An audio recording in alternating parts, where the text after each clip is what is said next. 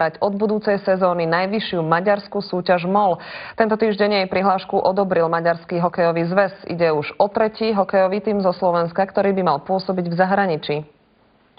V maďarskej MOLke sú zastúpené 4 krajiny. Domáce Maďarsko, Srbsko, Rumunsko a Slovensko. Už minulý rok na jeseň prijali tím z Nových Zámkov. Oni nás oslovili už pred 4 rokmi, aby sme túto ligu išli hrať. To, že by mala hrať Dubnica v maďarskej súťaži, obyvateľov mesta prekvapilo. Nie, maďarskú súťažisto nie.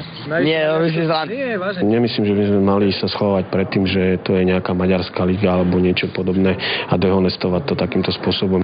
Dôvody, prečo chce bývalý extraligový tím hrať nadnárodnú súťaž, sú finančné.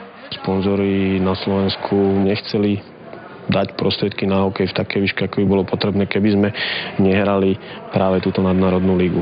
Reakcie ľudí boli prekvapujúce. Môže to byť dobré, okej. Určite by som sa prišiel pozrieť. To lepšie, lebo aby sa Dubnica tak viac viditeľnila aj v inom svetle. Môj brat napríklad býval hokejista, za Dubnicu tiež hrával, lenže skončil, lebo toto nemalo nádej. Neviem, zatiaľ to akože to pripadá ako nonsens.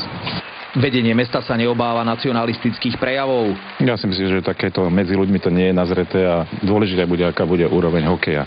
Mužstvo by mali posilniť zvučné mená. S Ľubom Sekerášom, rozprával som s Mirom Hálom, kde sme celkom sa zhodli, s Marianom Smerčiakom a s ďalšími. Aby Dubnica nakoniec nastúpila v maďarskej lige, je potrebný súhlas od Slovenského zväzu ľadového hokeja.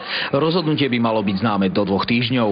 Z Dubnice Michal Bujna, televízia Markíza.